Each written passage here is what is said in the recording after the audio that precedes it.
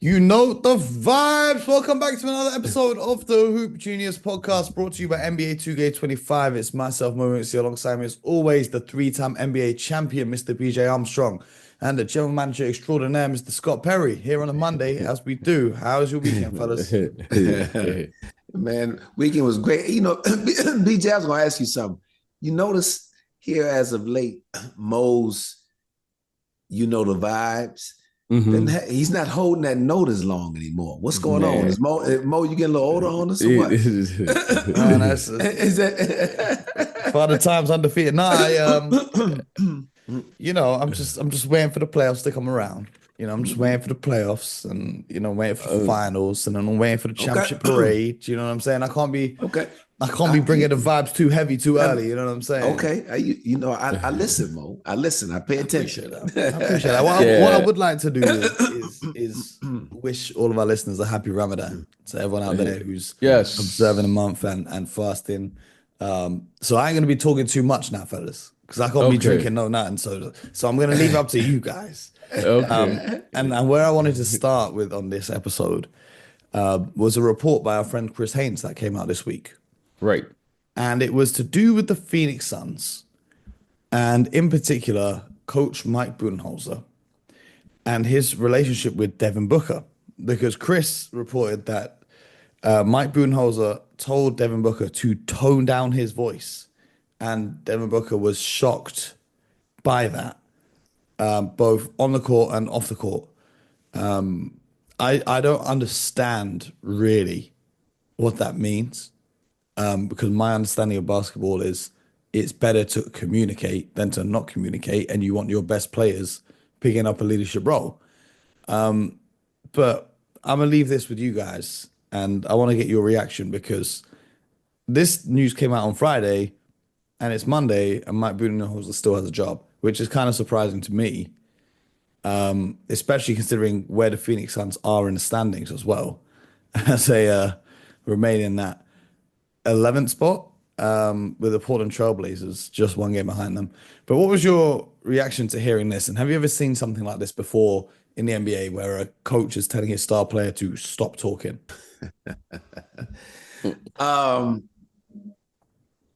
Offhand, I can't recall that, Mo. Now, look, there's obviously, frustrations come to the surface when you're losing a lot of basketball games, like the Phoenix Suns have been this season, especially with the highest payroll in the entire NBA. Frustrations are high.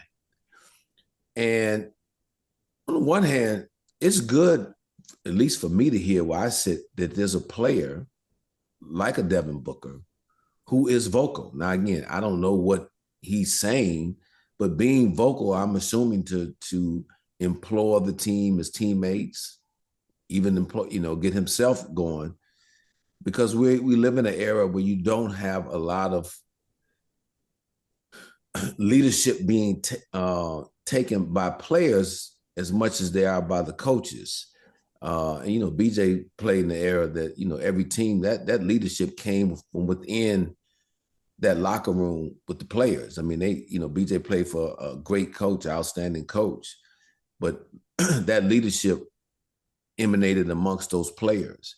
And you want that. You want your players to be passionate about what's going on. So again, I don't know all the particulars that led to this. But I do know that when there's a lot of losing going on, there's a lot of frustration, especially for a team that had such high expectations, and you got three star players on that same team in Durant, Booker, and Bill, and it hasn't worked out. Coach Budenholzer was brought in to turn this thing around because last year they underachieved. And so many people, me included, felt his presence was going to be an upgrade for this Phoenix basketball team, and it has not panned out yet. So it's going to be interesting to see what happens as we move through the remainder of this season and into the offseason. Unfortunately, what I see from where I sit, there's probably a lot of change on the horizon in that Phoenix organization, both on and off the court. Mr. Armstrong, What are your thoughts? Well, my immediate thought was we have to get Mr. Chris Haynes, the great Chris Haynes, on the show to explain himself. These, sometimes we'll see things in their reports that, it's like, okay, we're always encouraging players to communicate. We're always encouraging to talk. Just like Scott just elaborated here, when you have players, especially your star players, when they're vocal, that's an indication because they care. And it is your job in the one of these leadership positions, like a head coach, like a general manager, to channel that energy and use it in a positive direction. So it was one of those things that didn't sound right. And as they say, where there's smoke, there's fire. And it appears to be that something is not right there in Phoenix. Now, we're not in the locker room, so we don't know everything. But it's fair to say this: by their payroll, it's fair to assume that they are expected to win. By the players that they currently have on their team, all-stars, Olympians, we're expecting them to win. And by the coaching change. All right, Frank Vogel was there, and all of a sudden they come in with Budenholzer, who is a championship level coach. So the expectations are fair here. And now, what is really going on? So I think this summer we should all expect them to probably do something to stir up the pot, and we'll see. And they have a team with their version of a big three. And I think it's pretty safe to say that, that team as is, uh, you know, I expect some changes, and I Well, expect some things to move forward. Shams said on ESPN last night that this summer, unless the Suns somehow make a playoff run, everything is on the table with the exception that Devin Booker is never being traded, according to his sources at the Phoenix Suns, which is just interesting to me. You know, I've been thinking about this a lot recently, and I say a lot now. It just crossed my mind the other day. It sounded better when I said I've been thinking about it a lot. You know, when you're the Phoenix Suns, right? You are kind of a team who was down bad for a real long time, right? You weren't relevant in the NBA. You draft Booker, you draft DeAndre Ayton, you've got these guys, Bridges and Johnson and so on and so forth. You make a run to the NBA finals, right? And you win the first two games of the finals. Next season, you're the clear-cut number one seed in the Western Conference. Fair enough, you get punked by Luka Doncic in the game seven, but you're dominating the Western Conference for the majority of that season. And then you have the ownership change, you blow it all up for Kevin Durant, and you get Kevin Durant and Booker, and that's a great pairing. And then later on, you blow that up, and then you want to bring in Bradley Beal. Do you think, hypothetically, if the Phoenix Suns had just kept that team that made it to the NBA Finals together and gave them a chance to run it back, what kind of position do you think they'd be in compared to the position the team is currently in now? Mo, you playing the hypothetical game because it's really because hard hypothetical is the only place that the Suns are going to pick up some wins. Exactly. It's really hard to tell. Normally, when you go to a finals, win or lose, I mean, I know our philosophy was, especially in Detroit, you're always going to try to tweak your team a little bit. Obviously, you're good enough to ascend to get to that final series. But again, win or lose, you're always looking to add because you know all your competitors, the other 29 teams, are going to be doing the same thing, or at least you assume they're going to be doing the same thing come the off season. So what I will say about that team that went to the finals, there was a lot of balance on that team. Probably was a deeper team. They chose to go a direction to bring together 3-star players with extremely high salaries, which then hamstrings your ability to build a deep team. So now, as we're having this discussion, consider the facts. What are the facts in front of us? The team that had more depth you had an ascending star in Devin Booker. You had a solid center in Ayton. You had great role players in Mikal Bridges and Cam Johnson. You had guys coming off your bench.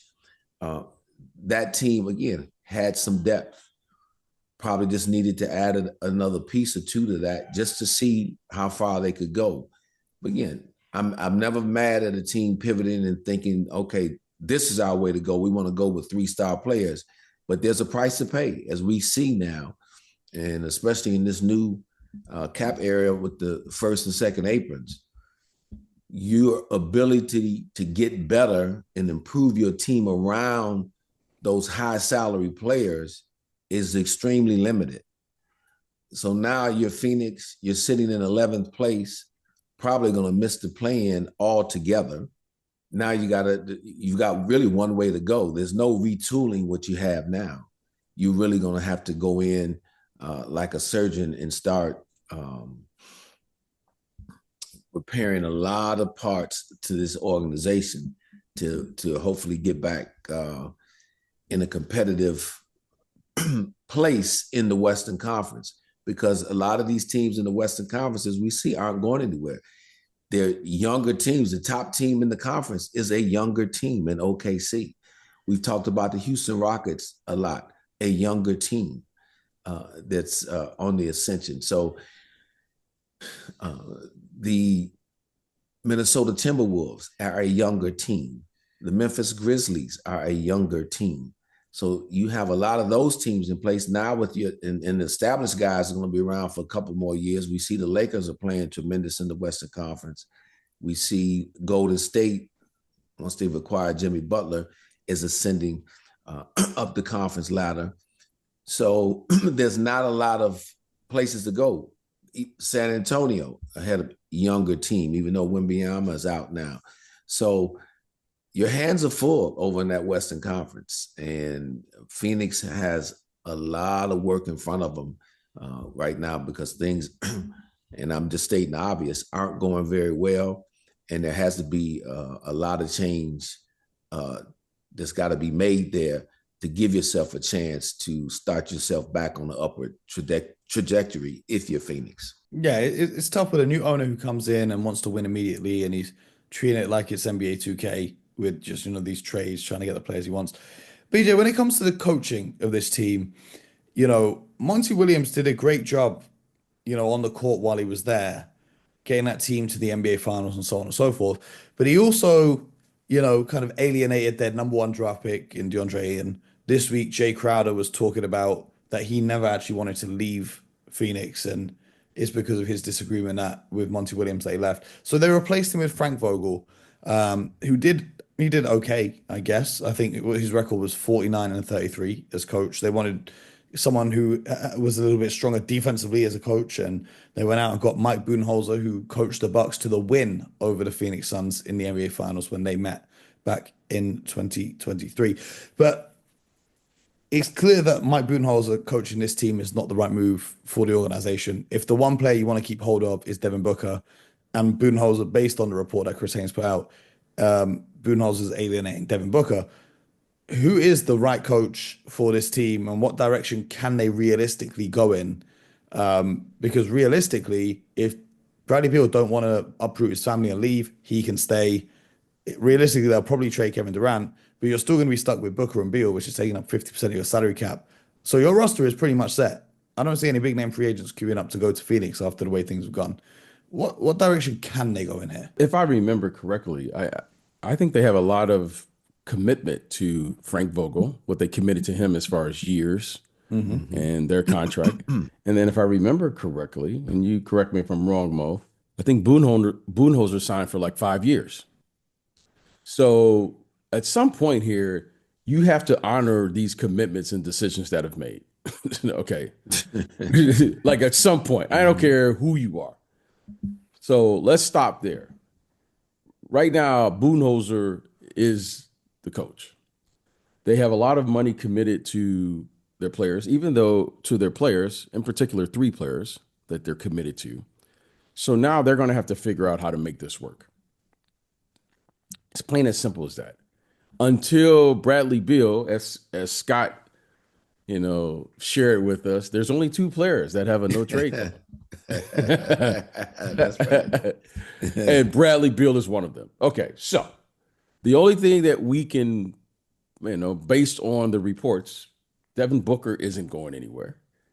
And Kevin Durant, that's the only logical thing that we can now move forward today. So I think the Phoenix Suns are in a position where they're going to have to figure this out and make it work with the people that are currently there in the locker room. Because you've committed to people financially. That's just what it is. Like, it is what it is with this group. They're a young group. If let's say an executive was there, the first thing, let's look at what's their draft picks. I don't think they have a draft pick until like 2031. Yeah. 2031. No. Okay. Yeah. So what's their draft capital? What's their situation? What's their books? So let's bring someone in that has the capability to clean up their books. And the only option that I see is to build a team and say, hey, this is going to get a little rocky here for the next several years.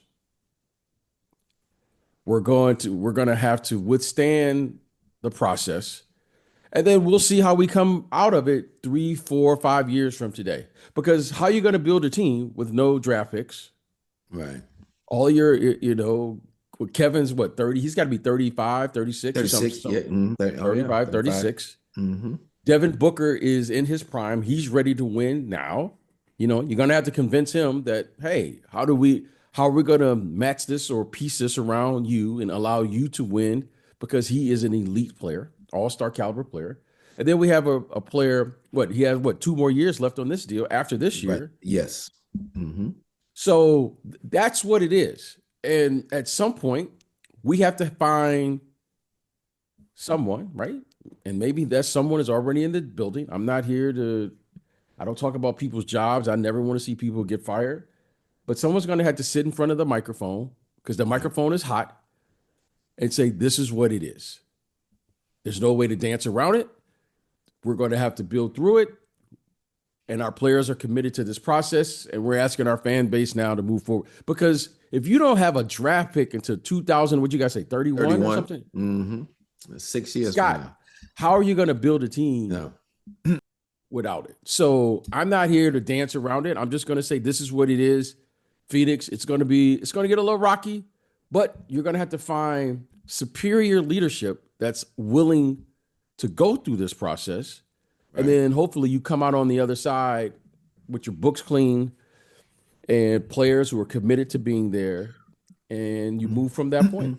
Yeah. And BJ, in touch, I want to add something to that, where Phoenix sits right now, and I'm looking from an executive standpoint, how the Kevin Durant situation was handled leading up to the trade deadline is not helpful either moving forward, because now the entire league knows that this offseason, that Kevin Durant is going to want to move on, and the team has kind of stated that they were open to trading him.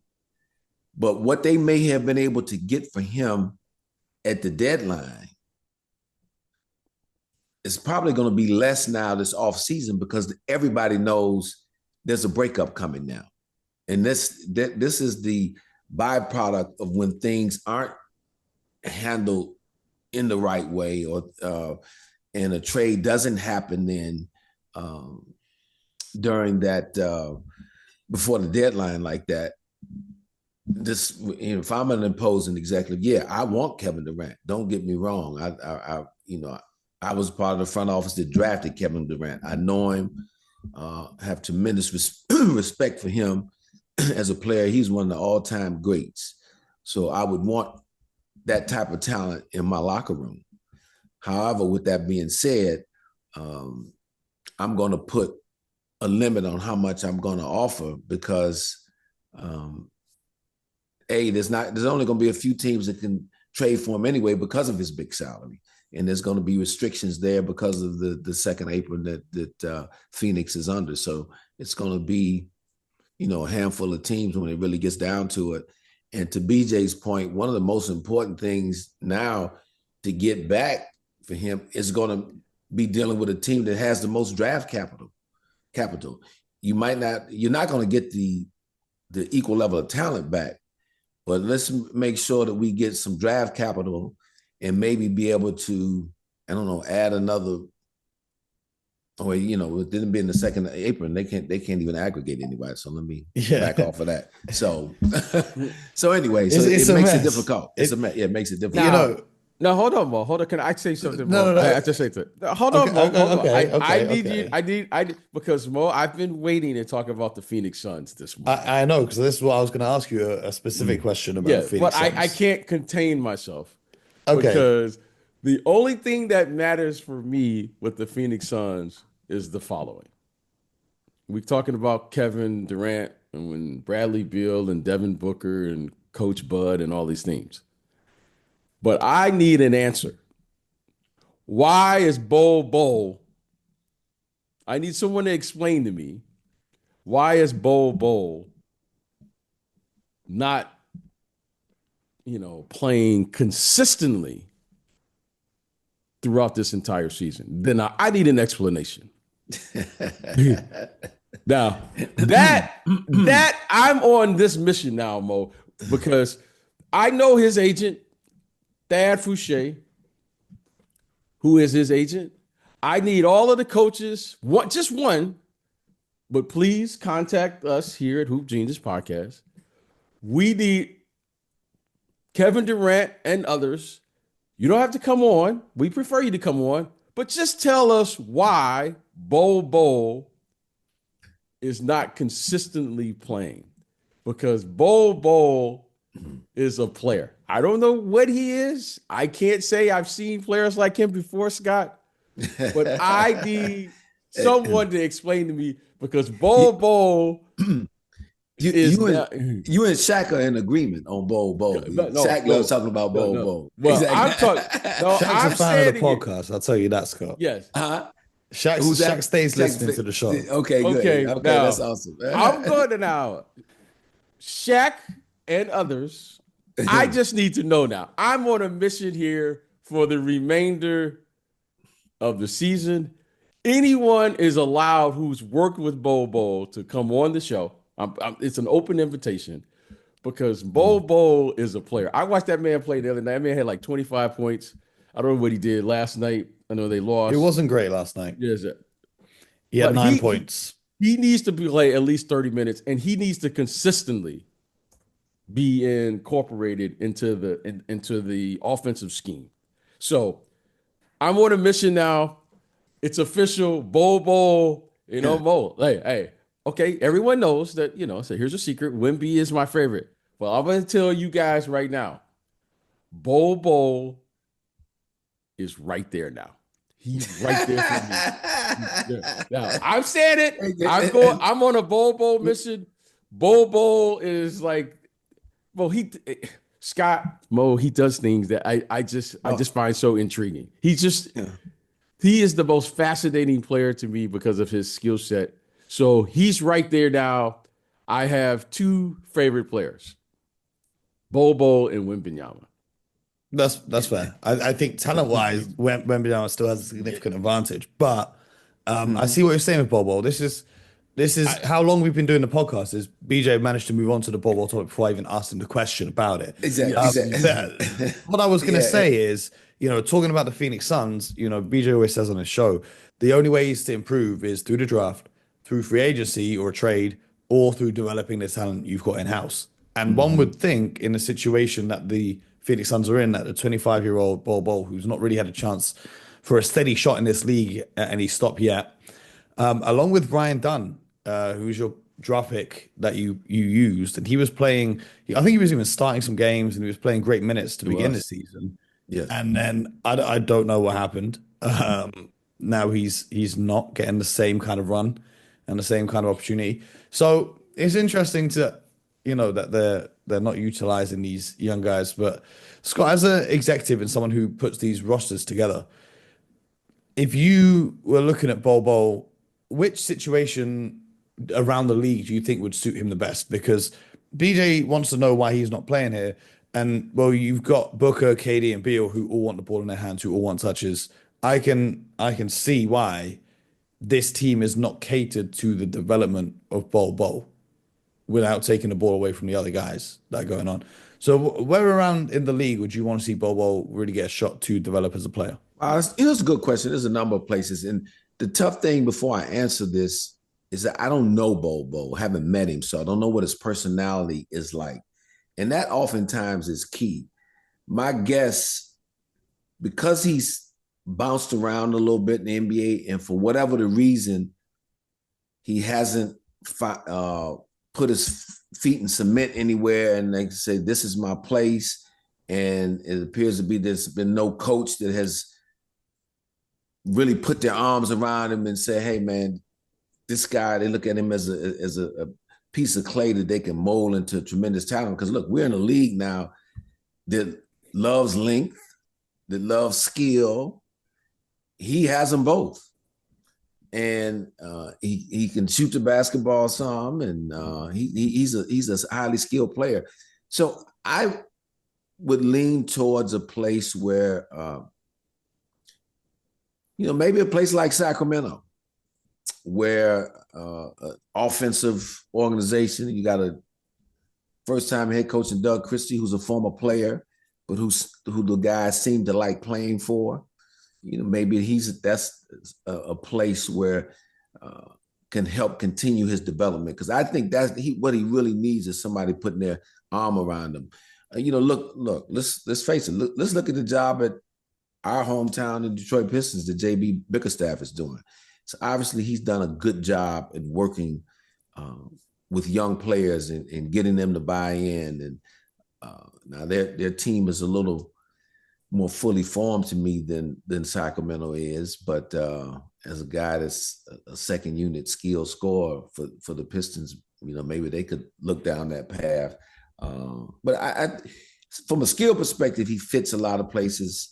To me, it's just going to get down to the personality of the coach, personality of the locker room, for a guy like this to find a place he can really call home, and then can establish the type of consistency that BJ is talking about, because that's what has eluded him to this point, for whatever the reasons may be, which I don't know and not privy to.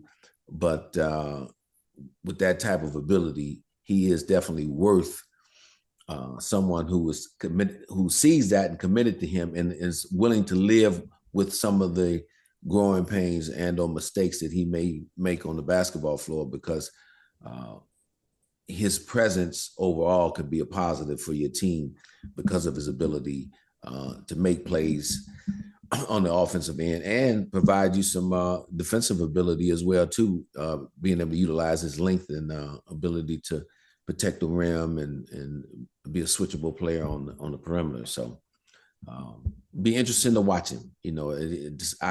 For his sake, I just hope he finds a home where he's embraced and he can embrace him back. And I think then you will see the best of Bol at that time. In the games where he's playing over 24 minutes, he's averaging around 19 points, 7 rebounds, and 3 blocks, along with 4 steals, but 6 turnovers is kind of the worrying part. I think a lot of this, from watching the Suns, it comes down to Mike Budenholzer's rotations. He's kind of setting his ways, and he's trying to give everyone minutes. And it's almost like they promised Tyus Jones if he signed there, because remember, they signed Tyus Jones there for a lot less money than what everyone expected Tyus Jones to get.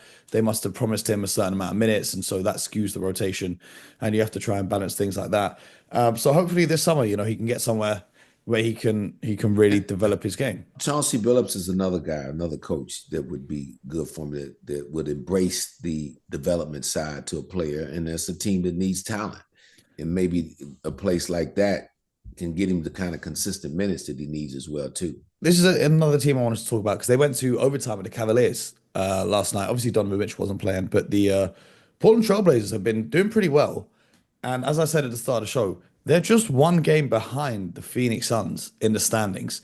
And if you had said that at the start of the season, I don't think there's anyone on earth who would have believed you because a lot of people predicted the Trailblazers to be at the very bottom, and a lot of people expected the Suns to be somewhat competitive. But what have you seen from the Portland Trailblazers? BJ, you love the seven footers. You must be loving what you see from Donovan Clingan out there for the Trailblazers. Well, they have a lot of young talent. Okay. Hopefully I'm pronouncing his name right. It's the kid from Washington, Embiid. How do you pronounce his name? The kid, Denny Avia. Yes, he has really blossomed there. I don't know what I kind of briefly watched that game last night. Looked like he was playing well in that game. Klingum, I thought that was a terrific pick in the draft. Ayton, you guys know, the 7-footers. This kid Sharp, Simons, and others that are there. I think Kamara as well, who was traded by the Phoenix Suns as part of the DeAndre Ayton deal, has become one of the most impactful defenders in the entire NBA. And he's starting games for them. So they have rotational players. Okay. So you could see what they're doing. They're putting together quality athletes, capable players, rotational players at the very least. And now all of a sudden you're seeing these young people blossom under Chauncey Billups. Chauncey has really kind of found his niche. He's found his voice. And it takes time. Well, since he's gotten the job. So I want to give, Coach Billups credit and now what they're doing there. And now they are beginning to compete. Okay. When you see teams start to compete on the road, like they did last night versus, arguably the best team in the league, you're starting to say, okay, we're moving, we're trending in the right direction. So I like this team. I like what the Portland Trail Blazers are doing. I like how they're playing. They're playing the right way. And right now, you're saying possibly, you look at the Pistons, just a year ago now, they were on a 28-game losing streak. And all of a sudden now, the Pistons turn it around. What this could be. So the big offseason commitment or big offseason decision they have to make is which one of these guys are they going to retain? Because now they have the ability now to really build, but who are they going to build around? And they have a lot of options. So, good for the Portland Trailblazers. They've had some tough years since Damian Lillard has gone or should left. At least they haven't, been in the playoffs. But now they're trending now. And I like what I see. I like where they're going. And they could have very easily won that game last night. And that says a lot about where the organization has gone just from a year ago. And that's a big, you're beginning to be competitive. And when you see your team begin to be competitive on the road, that means you now have a team that I dare say, Scotty, they're professional. They're beginning to play at a professional level. And that to me is very, very positive. And let me just add a little bit to this Portland Trailblazers group. And obviously, I'm going to focus on Chauncey Billups, who I've known since he was 16 years old, recruited the young man when he was an outstanding high school player coming out of Denver, Colorado. And Chauncey, even back then, had a lot of what I would call just natural leadership skills about him. And then you fast forward, very successful collegiate career, very high draft pick. And boy, then he hits a real obstacle in adversity when he gets drafted by Boston. Wasn't a fit for him. And then now he bounces around the league for five different places till he gets to his 6th team, being the Detroit Pistons, and then boom, Hall of Fame career. I mention all that because I really believe that has helped shape his coaching and the way he can message a number of these players. He's been a top guy, so he can talk to your star players. And he's been that guy that maybe was questioning going home some nights after he was his 4th or 5th team, saying, okay, am I going to be able to stick in the league? And he fought through all that. He continued to get better, develop himself. And I just think when you have someone who's persevered that way and is bringing that type of experience and along with his natural leadership ability, you see that starting to really resonate with this ball club, particularly a younger ball club. And I just hope that he continues to be able to see this thing through, because I think he's going to. I feel strongly that Chauncey, and I'm not just saying that because of my personal relationship. I really do feel strongly that Chauncey has an opportunity, a chance to become one of the better coaches in this league if he's, as long as you continue to allow him to grow, give him some more talent. Because BJ said a key word. They have some very good rotational talent on that team right now. A couple of guys that are, probably starters. They don't have the high-end talent that some of the other teams in the Western Conference have to this point. But that's not deterring him from going out there and getting this team to believe that they can win if they execute, play tough, defend, things that we're starting to see this ball club do. Yeah, well, they will be receiving a top 14 draft pick. They'll be getting a lottery pick in the draft this year to kind of add to that stockpile of talent with some very exciting players in the NBA draft. And you never know how that draft lottery is going to go.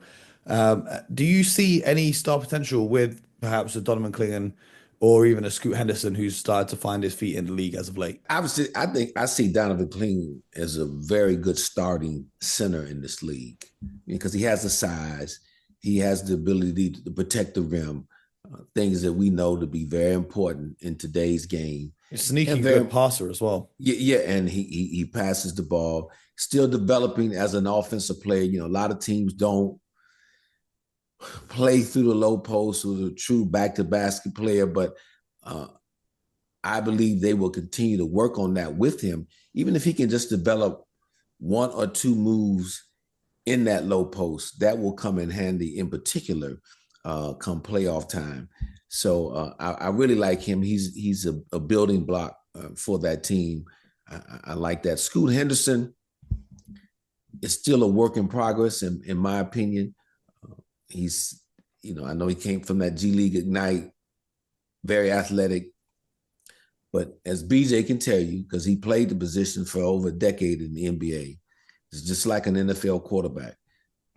Being a point guard, that's the toughest position to grow into and adapt to at that level. Because not only do you have to know and understand the intricacies of your position, of the point guard position, and what you have to do to be successful playing that position, but you got to understand all the other four positions on the court as well, too, and how to make people better and how to be able to lead from that position. And again, I may be sounding a little old school because that was the expectation for every point guard that stepped on the floor, that you were the leader of the team. You were leader of the offense and defense. So that, I believe, is still very much a work in progress for a guy like Scoot Henderson. He has a lot of physical tools, but he's got to continue picking up the nuance of the position and gaining the confidence of those around him, that not only can he go get his own, but can he make guys around him better? And I think that's going to be the big thing that I got to watch with him moving forward. Yeah, and they've got the flexibility to make some moves this summer. They've got Jeremy Grant, who's under contract for, I think, 4 more years or 3 more years after this one. They've got Rob Williams, and a bunch of guys that can be moved. So it's going to be interesting. It's just another team trying to improve over there in that Western Conference while the Phoenix Suns continue to free fall. So I'm gonna keep an eye. I'm gonna keep an eye. BJ, what else has been catching your eye from around the NBA this weekend? There's a few things that caught my eye, but here's the thing, guys, that really caught my eye. I watched the other night. I watched our good friend for the New Orleans Pelicans play, Mr. Zion Williamson. Mr. Zion Williamson. Okay. Now, I just want to make sure that we get this together. I think this was on Thursday night. I watched Zion play against the Phoenix Suns. Mm-hmm. Zion played 31 minutes. He had 27 points, 10 rebounds, and 10 assists. Okay? 2 blocks. And did it on 77% shooting. Now, I watched that game, and I was like, wow, okay. Then all of a sudden, they played, and now, Scott, these back-to-back games, right? New Orleans played the Phoenix Suns the next night in Phoenix, okay? And then I read the report, Zion now, he didn't have to travel. They stayed right there in Phoenix.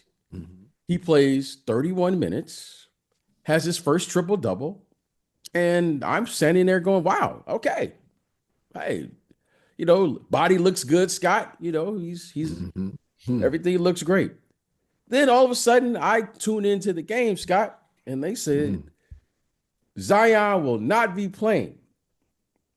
But Scott, the report says return to competition reconditioning.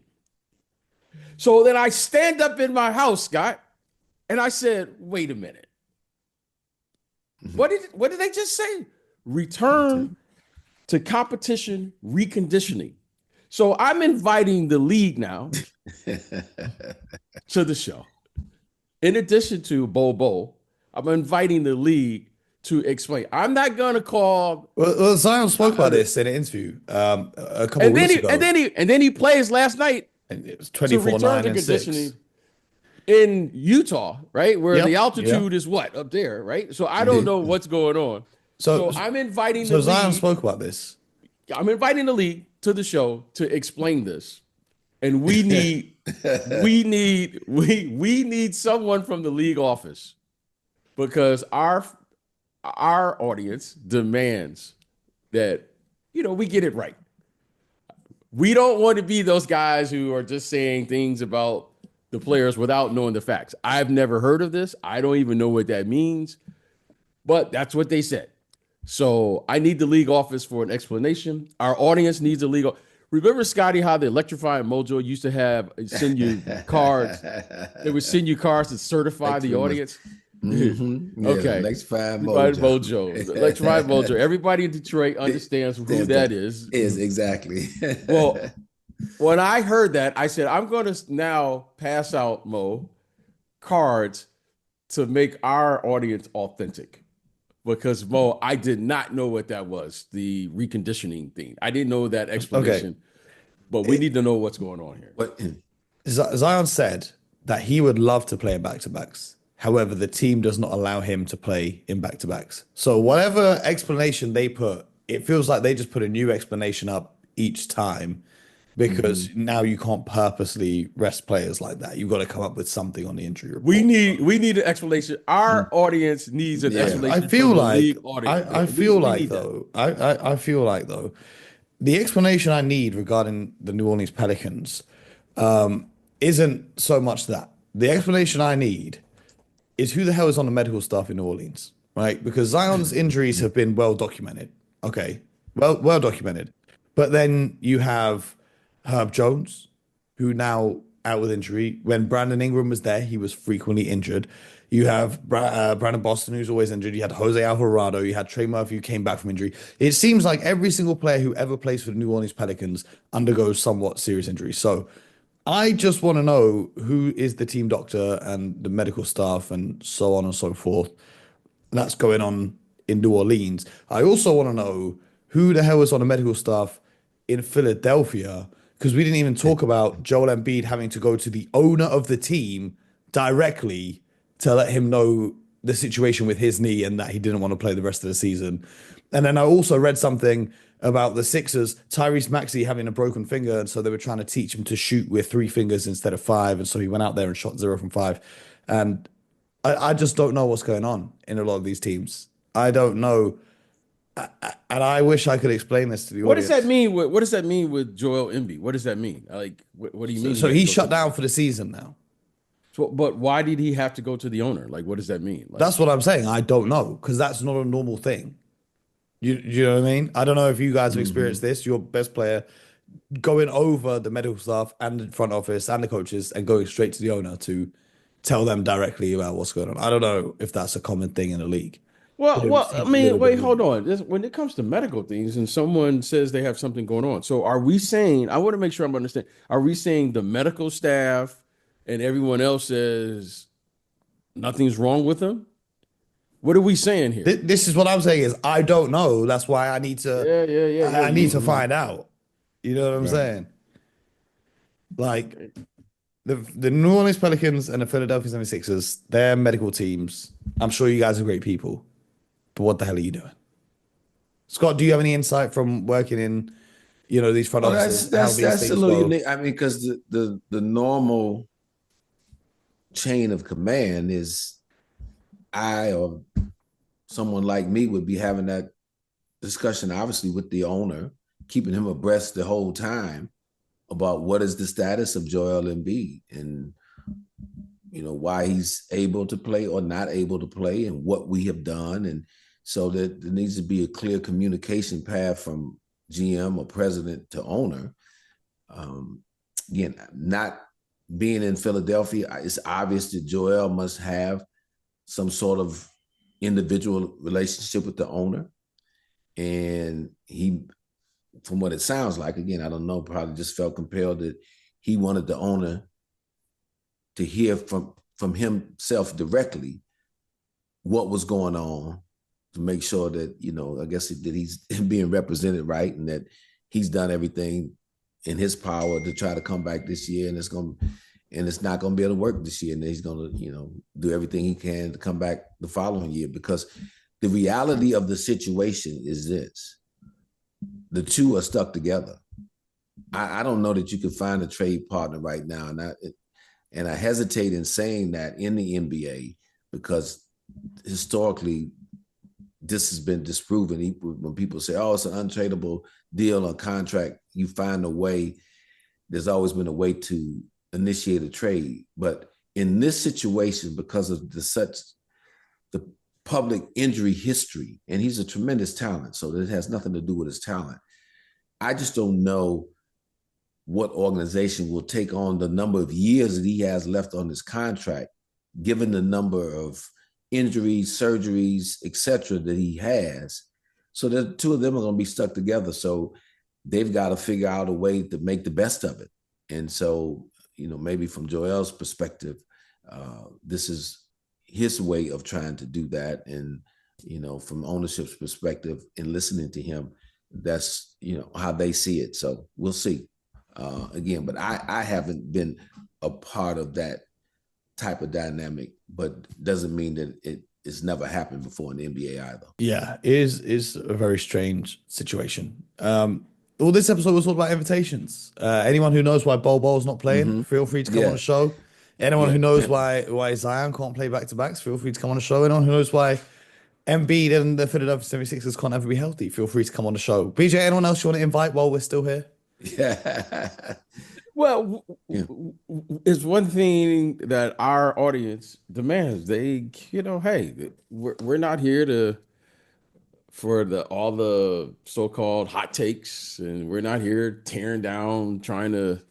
No, we just want to get to the bottom of it. So, out of respect to the game, let's allow the league office just to explain to us what reconditioning or whatever it's called. The night after a triple double, right? The night after a triple double. The night after a triple double, all of a sudden, it comes on my television, competition reconditioning. I need to know what that is. Now, Scott, I've been around a little bit. Yeah, I've never heard that one before. That's a new one to me. So when you said that. And then then he goes to Utah and then he plays. Okay. So return to competition reconditioning. We need to know what that is. We're just going to invite the league office, explain to us what's going on, and we're going to keep the train moving as we always do. But we are patiently waiting. The league office, we just want to know what that is. Please feel free. We're going to just turn the mic over to you, explain to what it is, and then we'll go on with our daily routine here at the Hoop Genius podcast. Okay. And then we can go from there. All right. Well, that's another episode. Subscribe to the show. Use your Spotify, Apple, wherever you get your podcast from. And we look forward to having all of these questions answered very soon. Scott, appreciate you coming on the show as always. BJ, appreciate you. And we'll be back tomorrow with more. So until then, get buckets.